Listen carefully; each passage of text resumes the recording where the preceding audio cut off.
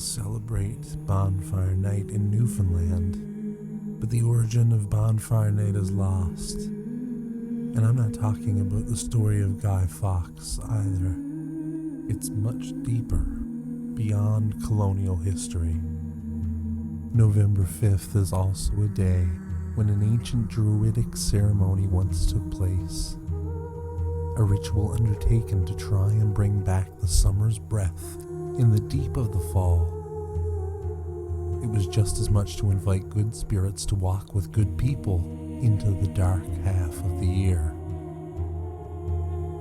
Today we burn wood, but once upon a time our ancestors burnt the flesh of a sacrificial victim to let the ash of their bodies rise into the heavens and quench the thirst of our impatient gods.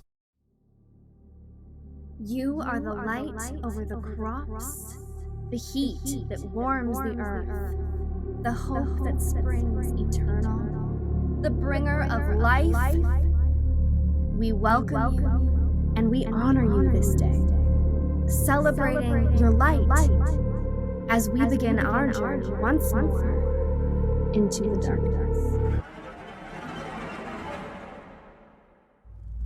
Not so long ago, the people of rural Newfoundland observed the ritual ceremony in the small, quiet places off the beaten path in the heart of the province's deep forests.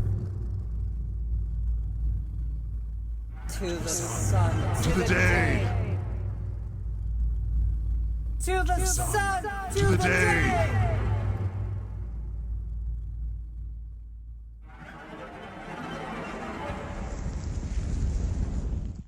We got this. Him here. Don't know if he's any good though.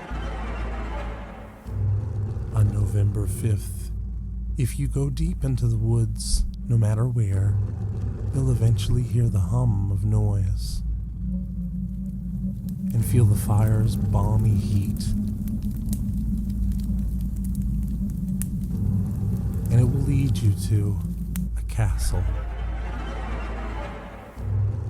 A castle there that day, but neither yesterday nor tomorrow. And they say that if you go inside, beyond its dark cloistered walls, and if you make it through the stony labyrinthine corridors, it's there that you'll find The Old One. She, the keeper of time, the death knower. Once the people of our island kept her, our one true god, happy.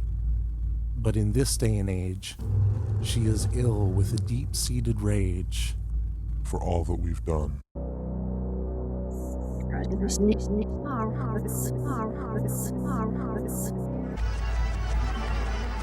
The old-timers speak little of it, if at all. They remember the good old days, around the wood stove or the campfire, at the dance halls and the kitchen parties, and they try to forget the dark days and long nights of worship in the woods.